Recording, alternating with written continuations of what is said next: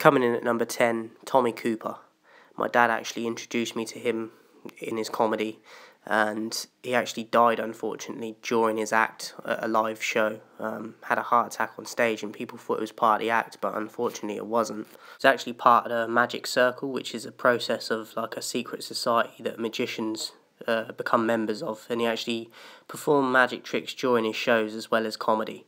And he's obviously wearing a fez in the picture there that you can see, and that was part of his act as well. He made that worldwidely known, like the fez, that was his thing, like just part of his image. A very wacky character, was once in the military as well before his comedy career, and yeah, just one that some people may not know of, especially like abroad, but one of the early goers over here, that he had a different style of comedy to a lot of people even to this day. So just made simple like gestures and things. He was very good on gestures. Sorely missed. Rest in peace to Tommy Cooper. Coming in at number 9, the only American on my list, Martin Lawrence. A lot of you might know him from Bad Boys, but he was part of the Def Jam comedy sets that they used to put out, and I come across him in that and Bad Boys, but Nothing to Lose, if you've seen that, with I think the guy's called Tim Burton, and it's a great film. He basically tries to rob him for money. Martin Lawrence tries to rob this guy for money, and he ends up going on like a trip across America basically with him, and they become close and kind of friends, but they're on the run as well. So, but that film, just come across it randomly as a kid, and it's one of my favourite films, especially as a comedy, and that was how I sort of found out about him through that. And I just love his comedy, like his facial expressions, like the pitch tone, how he changes his pitch, but his expressions and that were just priceless. And yeah, I don't really like too many American comedians or actors, but he had to make this list for me because he's always been one I've watched since my childhood, and he's one of the very few that I find funny from across the pond. So Martin Lawrence, number 9. Number 8, Peter Kay from Bolton, England. He's got a way of making everyday life and little things seem hilarious that you wouldn't really think would be funny, like the way people pronounce things, or like slang, how they use certain words up like north and different to down south, and just different areas of the country. And he's also got a bit where he goes on about garlic bread, which I love, and another bit in his stand-up where he goes on about like famous songs, but it'll change like the lines in the songs, like the lyrics, to something that sounds like similar to what they're saying in the song. So like a chorus or something, they'll change it to something completely hilarious, but then he'll play it and it actually sounds like what he just said, even though he's made it up. Do you know what I mean? It's just very clever what he does, and he's had quite a successful career over here in the UK. He's had like TV shows, comedy shows, he's done stand-up, he's done like theatre work, like touring, and yeah, he had to be on my list because just his stand-up alone, I never really watched a lot of his shows and stuff, but the stand-up side of it is hilarious. So Peter Kay, number 8. Number 7, we got Jack D, a guy that I didn't really start paying attention to straight away, but once I did, he won me over. I mean, he's very different to a lot of other comedians. Like, his deadpan humour, he's got like sarcasm, irony. Like he's a different kind of comedian. Like, he'll tell you some hilarious stuff, but he just keeps a straight face, and the way he delivers it and his facial expressions and that, like, he's kind of like a miserable old man, but that's what makes it so funny as well. It's not, his style of comedy is not for everyone, but it's something that when I first saw it, I was like, he's not funny. But then when I really started to analyse it and to pay attention, it's definitely very clever and something that I appreciate a lot. So Jack D at number 7. Coming in at number 6, we've got Steve Coogan, who did a programme called I'm Alan Partridge. He's done a few other programmes as well, but I like him and put him on this list simply off of one character. And there's a few of them on here that I've done that with, and that was I'm Alan Partridge, the programme he did with as that character, Alan Partridge. Brilliant programme, one of my favourites of all time, like in terms of comedy programmes, and I just love him as a character in that, like how he talks, how he thinks he's cool, and he's like cringy, and like his appearance, but he thinks he's like really cool as well, which just makes it funny, but in like a cringy way, and just his delivery of it and the character is brilliant. So number 6, Steve Coogan. Number 5, John Cleese, known for 2 main roles really over in the UK. Basil Fawlty in Fawlty Towers, and he was a member of Monty Python, which were like a comedy group that did like films and TV series back in the day. I personally like him and put him on this list from Fawlty Towers. I didn't really watch Monty Python, but my dad was a big fan of that, and he later did Fawlty Towers after Monty Python. But Fawlty Towers for me, hilarious, based in the 70s in an English hotel in Torquay, which was labelled the English Riviera. I think it was a bit of a hot spot back in the day, Torquay, but a very funny show, simple story of just being a hotel manager, running a hotel, but really funny. Stuff that you wouldn't necessarily get away with nowadays because of the PC culture we live in, but that's what makes it so great and so funny. So many memorable moments in this.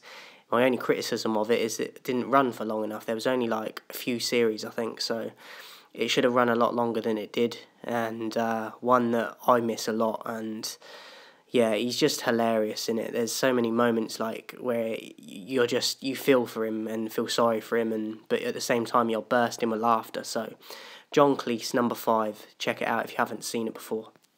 Coming in at number 4, David Jason. You might know him from Only Fools and Horses. He's done various different shows. He's done Inspector Morse, Open All Hours, The Darling Buds of May. As I said, several things.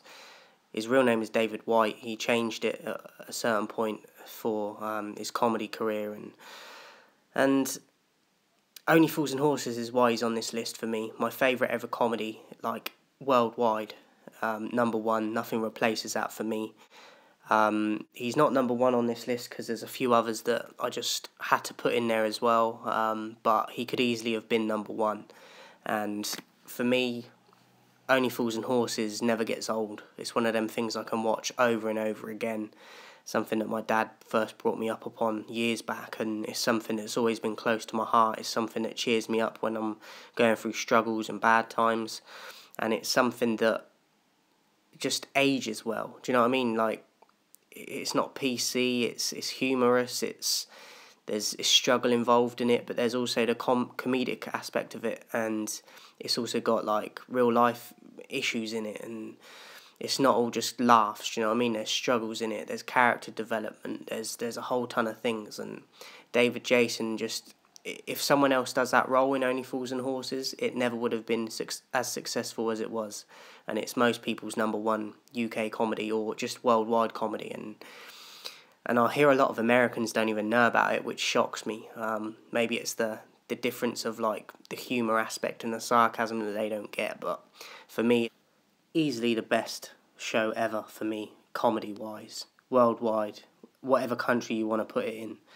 Only Fools and Horses. So David Jason, a well-deserved spot at number 4. Coming in at number 3, Rick Mayall. A lot of you from across the pond might know him from Drop Dead Fred, but for years in the UK, he was in a ton of things as well. The Young Ones is probably the first thing I saw him in, which is about a group of like housemates living together. He was also in Bottom with Ade Edmondson, who was one of the guys in the Young Ones as well. And he's also was in Blackadder, which was another UK comedy, which is the lead character in that was Rowan Atkinson, also known as the guy that played Mr. Bean, and Johnny English.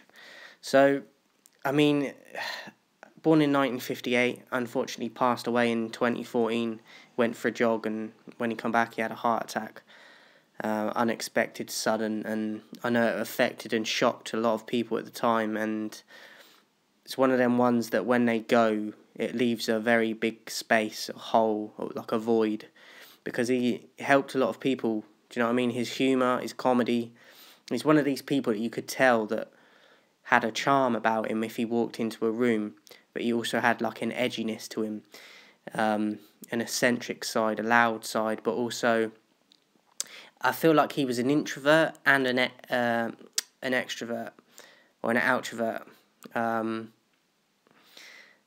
he's going to be sorely missed. As I said, his death was very sudden, and it caught people off guard, and he's one that I always miss and think of, that it's a shame, do you know what I mean, that he didn't have more time with us, because he would have offered us and brung us a lot more great comedy.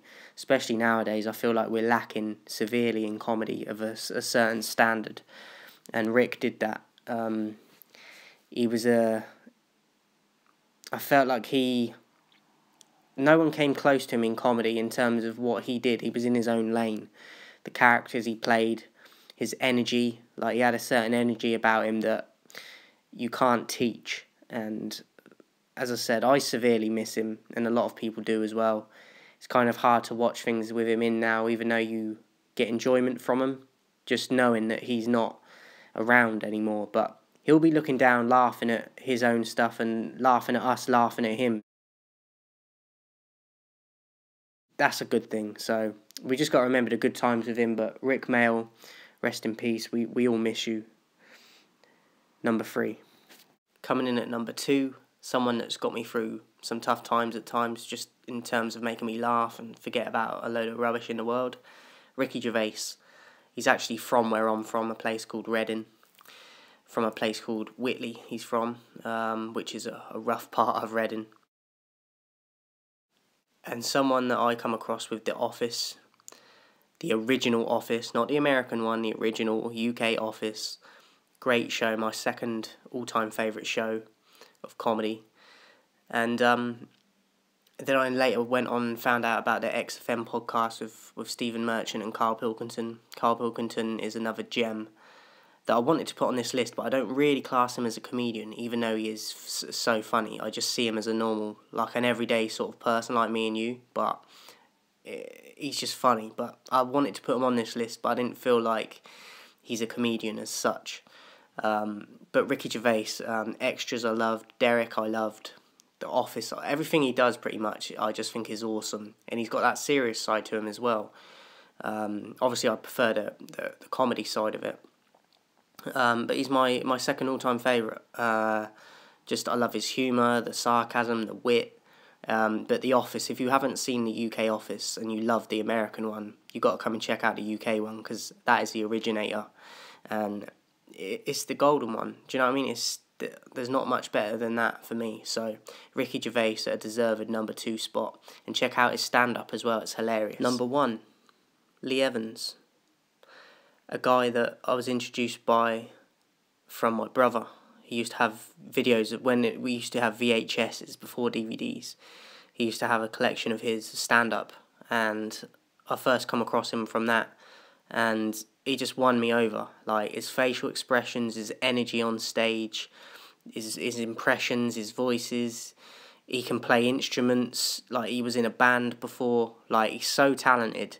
He's even done a few films, and I think some TV series, like comedy related, but he's also got a serious side to him. Like, I can't remember any of the films off the top of my head, but he's got a few out there. If you just search for him on Google, it will come up in the listings of films and that he's done. But definitely a very talented, versatile guy.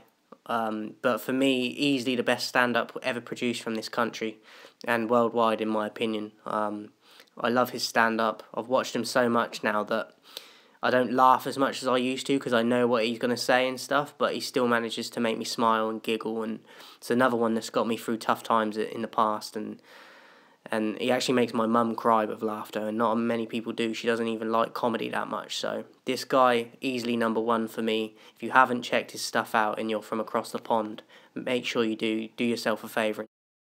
Check it out. Just a very talented guy, as I said. Energy. There's not many people that are ever going to match him. The amount of sweat this guy produces is unbelievable. Just a crazy, crazy, once-in-a-lifetime comedian, in my opinion. So I hope you enjoyed the list, guys. Lee Evans, number 1. I'll be back soon with another top 10.